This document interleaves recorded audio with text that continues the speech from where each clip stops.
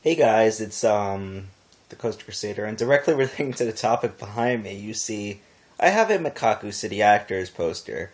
So I know I've talked about it before on the vlog, but this is just 100% evidence that I watched Madokacity Actors before I watched the show I'm going to talk about today. Therefore, I can have substantial proof as to why I think one or the other is almost a ripoff of the other. So, I sort of marathon. I watched the first 6 episodes scattered throughout the week, and then I marathoned the last 6 episodes, 12 episode show, last night of. I'm not sure the full title. It's a really long title, but the title that it commonly goes by that everyone just refers to in conversation is Madoka Magica. It's a Japanese show, anime, if you're a fan of that genre, produced by the same studio, Studio Shaft, that made Madokacity Actors, hence the poster behind me. Now, if you know, besides Avatar and The Legend of Korra, Madokacity Actors is my favorite show of all time. And I just really was a huge fan of the ingenious storytelling, the experimental fiction, and the character depth, and the music, and everything. But then I watched Madoka Magica, and realized it is almost the same thing.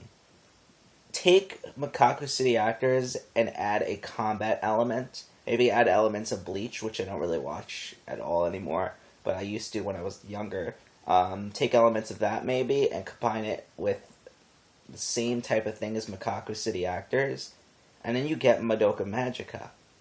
And it's literally by the same studio, and it's pretty. Oh god, it got dark. What the heck? Well, we'll get light again in a few minutes, but it's pretty much the same thing. And I was perplexed by this. I'm like, don't get me wrong. I do not hate Madoka Magica. In fact, it is one of my favorite shows, and I'm going to get to that. But I'm like, I just watched it. I'm like, holy shit, there's other shows like Madokacity.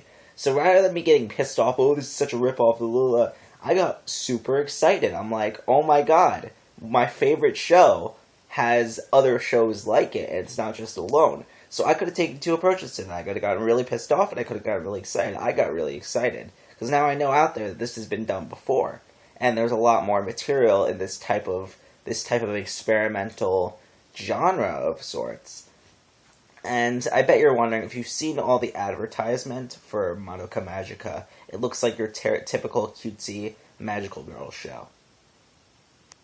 There was actually an experiment created by Studio Shaft that, I'm just warning you, because if you're a little kid and you're going to watch a show, I feel like I have to warn you. It was an experiment created by Studio Shaft to see if they marketed the show in like a typical girly format, what type of audience they would get, and what type of audience would deviate and leave from the fandom once they realized what the show's true intentions were. This is not your typical magical girl show. This is a really, really dark show. This is perhaps, it could be up, I think I maybe eat a little bit more dark than Madokacity, which is interesting to me. Like it's just, they take this genre that's known for being so cutesy and like friendly, and they make it into like one of the most depressing and dark and like brutal stories. And just to give context, I'm going to give it a little bit of an American approach.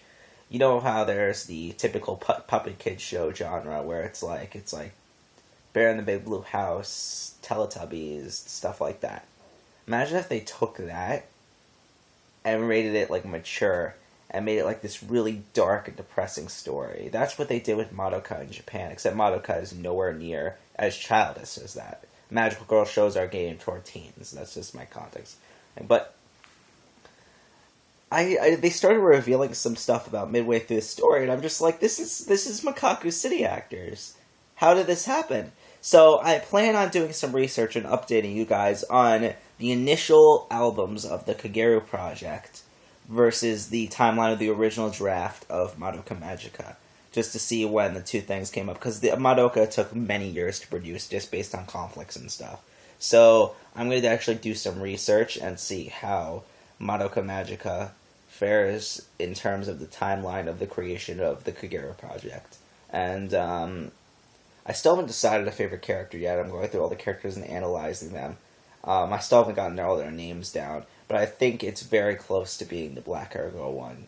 And you'll find out what. In the beginning, you'll think, "Oh, what a bitch," and then you'll find out why.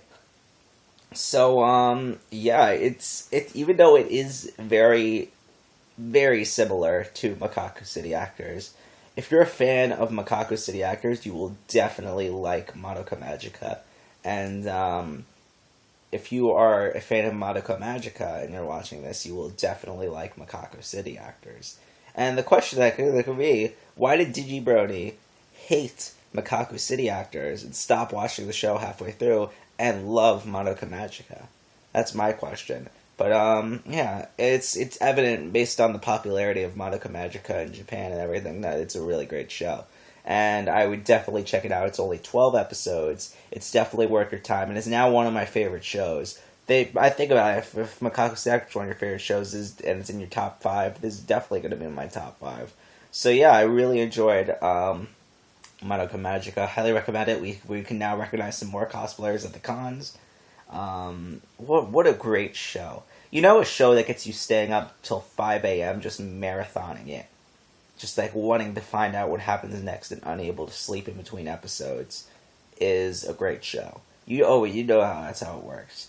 But anyway, yeah, so that's my take on, well, my first impressions on Madoka Magica. I am yet to watch there is a trilogy of films that are, what's it called? The first 2 recap the events of the show. The first one's the first 6 episodes, second one's the second 6 episodes. I'm probably not going to watch that movie since it's simply just a recap. It's like I'm not going to watch the Gurren Lagann movie if I watch the show. And vice versa, I'm not going to watch the show if I watch the movie. So, yeah, but, so, and then the third movie is its own original story that's a sequel, is supposed to be a sequel to the show. So I plan on watching that. I'll give you I think is it Madoka Magica Revolution or Rebellion or something like that. I think it might be Madoka Magica Rebellion. And I'm going to watch that because it seems really interesting. And I want to see how they continue the story from here, and no spoilers.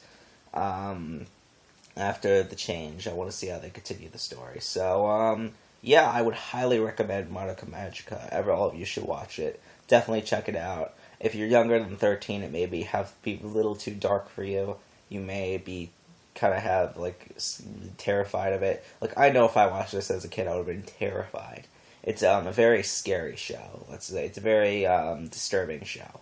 So, yeah, other than that, Madoka Magica probably gets like a 9 or 10 out of 10 on my scale, so worth watching. So, before I ramble on for like 4 more minutes about something, I'm going to end this right here.